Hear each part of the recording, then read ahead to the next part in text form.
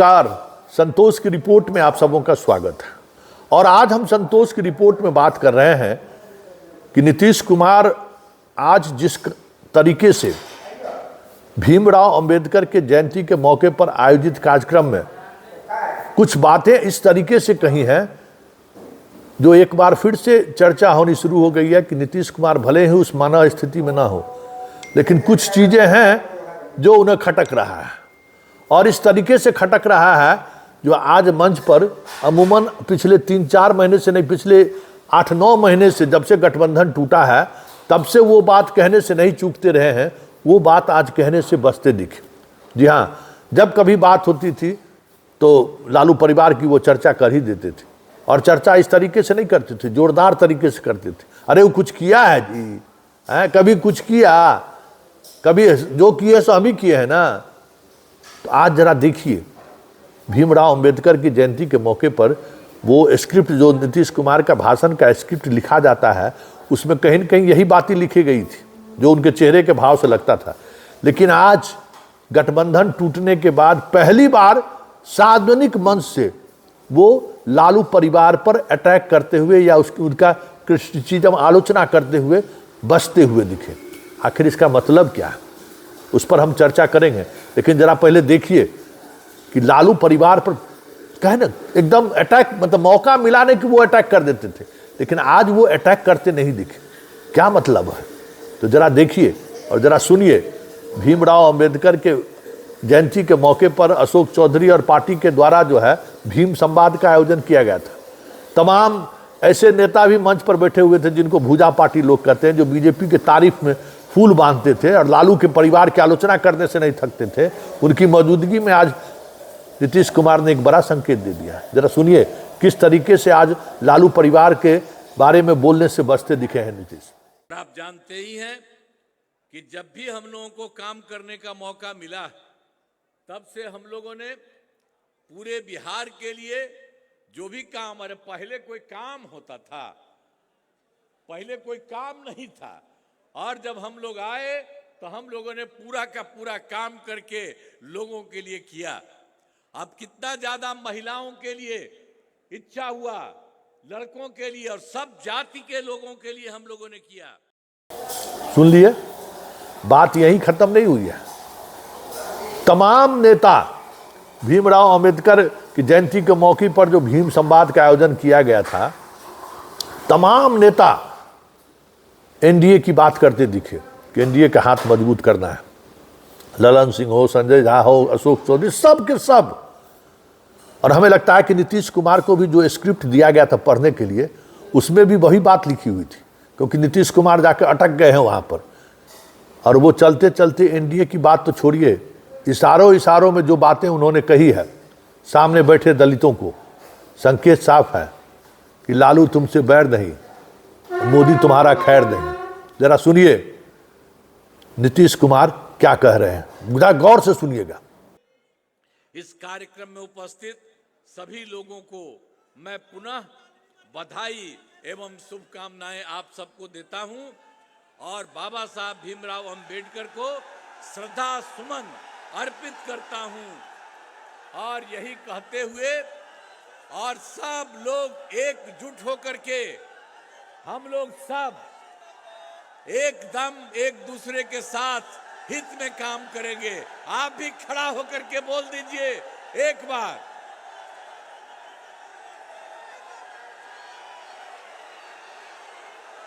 तो आप सबको बहुत बहुत मैं बधाई देता हूं, और इन्हीं शब्दों के साथ मैं अब अपनी बात समाप्त करता हूं।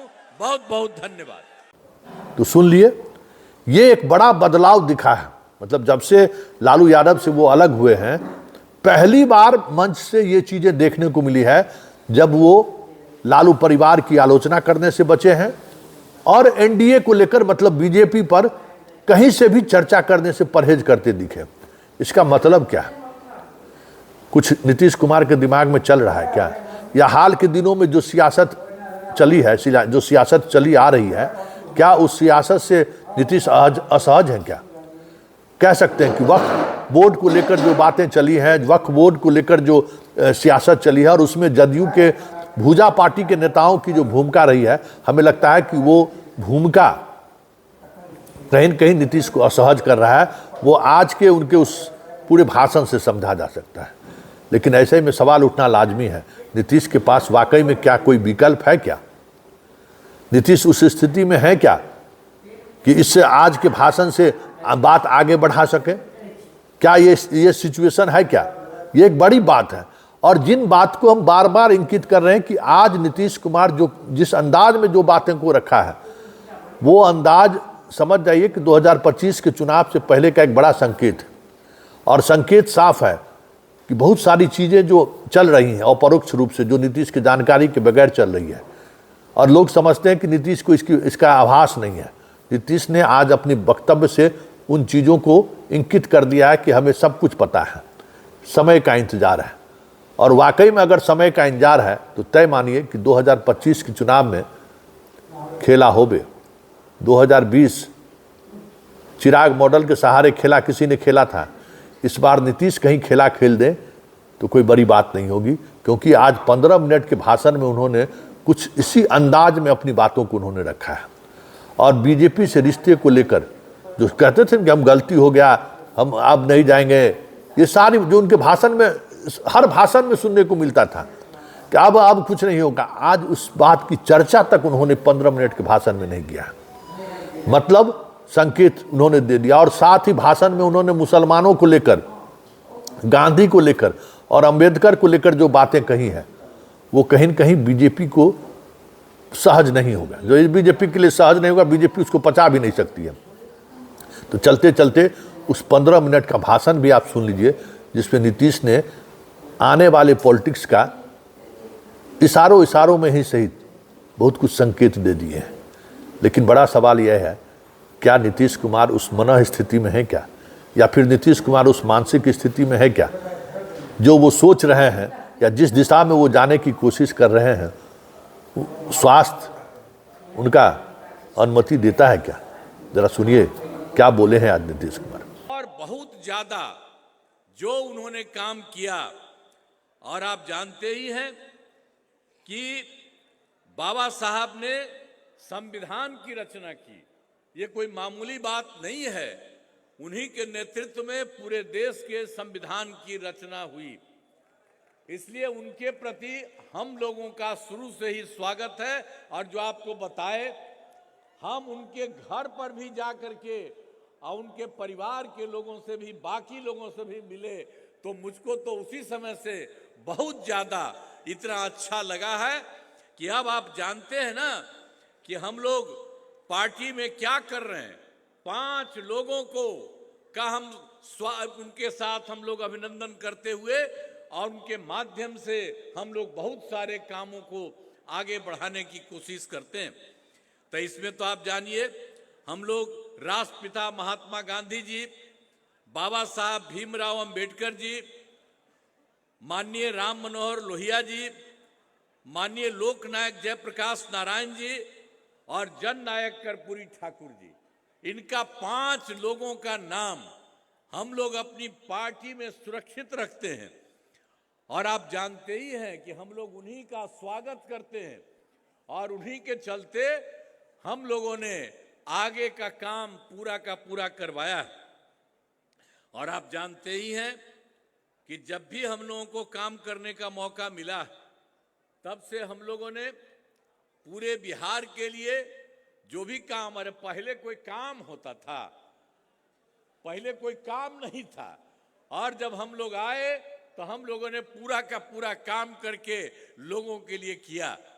अब कितना ज्यादा महिलाओं के लिए इच्छा हुआ, लड़कों के लिए और सब जाति के लोगों के लिए हम लोगों ने किया। और हर प्रकार से हम लोगों ने अपना काम किया है, चाहे दलित हो, महादलित हो, पिछड़ा हो, अति पिछड़ा हो, अपर कास्ट हो, मुस्लिम हो, महिलाएं और महिलाएं भी हों, तो सब लोगों के लिए हम लोगों ने काफी उसके लिए काम किया है। और हर तरह से हम लोगों ने सब तरह से इस तरह से किया है। और आप जान लीजिए कि हम लोग तो पूरा का पूरा अभी पूरे जगह पर हर जगह घूमे, और हर जगह लोगों का देख करके तो हम लोग तो पहले से शुरू से सारा काम करा रहे थे। और जब हम लोगों को दिखा, हर जगह पूछे कि कहाँ पर कोई कमी है, तो उन सब कमियों को लेकर के उसके लिए भी हम लोगों ने समाधान पूरा का पूरा कर दिया है। और उसके बाद जो हम तो घूम घाम करके आए हैं और एक एक तरह का काम सब जगह के लिए कर दिया गया। और वो सारा का सारा, कहीं पर कोई कमी किसी प्रकार की थी, वो भी हम लोग काम कर रहे हैं। तो हम लोग तो इसी तरह से सब लोगों के लिए पूरा का पूरा काम हम लोग तो कर रहे हैं। और उसके लिए आप अच्छी तरह से जानिए कि हम लोग तो समाज के सभी तत्वों को एक साथ करके सब लोगों के हित में हम लोग काम कर रहे हैं। और आप जानते ही हैं कि जितना भी हो, दलित महादलित के लिए भी हम लोगों ने इतना किया, अति पिछड़ों के लिए भी किया, पिछड़े के लिए भी तो किया ही है, लेकिन हम लोगों ने अपर कास्ट को भी किया। और जो मुस्लिम समुदाय के हैं उनके लिए भी हम लोगों ने सब तरह से काम किया। तो हम सब लोग तो ये सब काम हो रहा है और बहुत खुशी की बात है।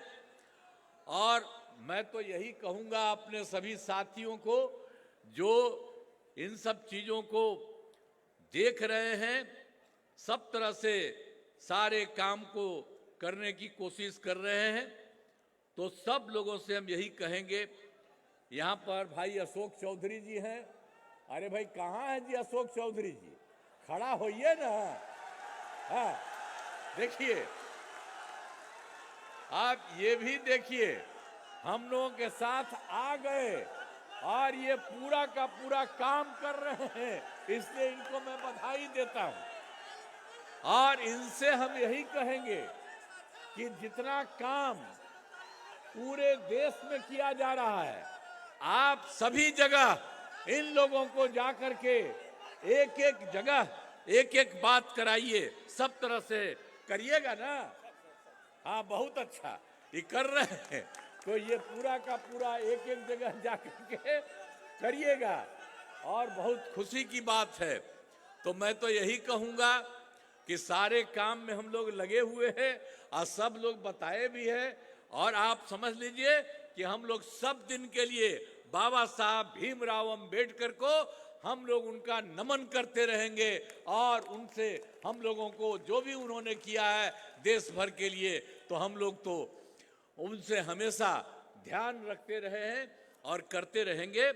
तो इसीलिए इस कार्यक्रम में उपस्थित सभी लोगों को मैं पुनः बधाई एवं शुभकामनाएं आप सबको देता हूं और बाबा साहब भीमराव अंबेडकर को श्रद्धा सुमन अर्पित करता हूं। और यही कहते हुए और सब लोग एकजुट होकर के हम लोग सब एकदम एक दूसरे के साथ हित में काम करेंगे। आप भी खड़ा होकर के बोल दीजिए एक बार।